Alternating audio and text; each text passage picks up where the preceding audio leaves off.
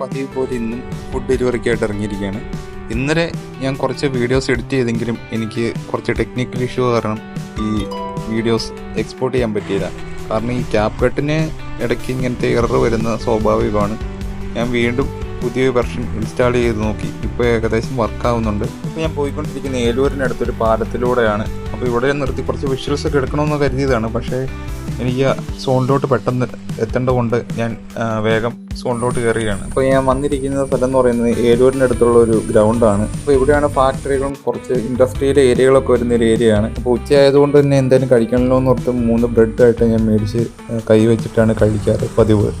ഞാൻ കളമശ്ശേരി സോണിൽ വരുന്നതുകൊണ്ട് ആ സോൺ സ്റ്റാർട്ട് ചെയ്യുന്നത് ഈ ഏലൂരിൻ്റെ ഈ ഗ്രൗണ്ടിൻ്റെ ഇവിടെ നിന്നാണ്. അപ്പോൾ ഇവിടെ ഇരുന്നാലും അധികം ഓർഡറിന് പഠിക്കില്ല. അതുകൊണ്ടാണ് ഈ ഒരു സൈഡിലൊക്കെ ഞങ്ങൾ പരമാവധി ഇരിക്കുന്നത്.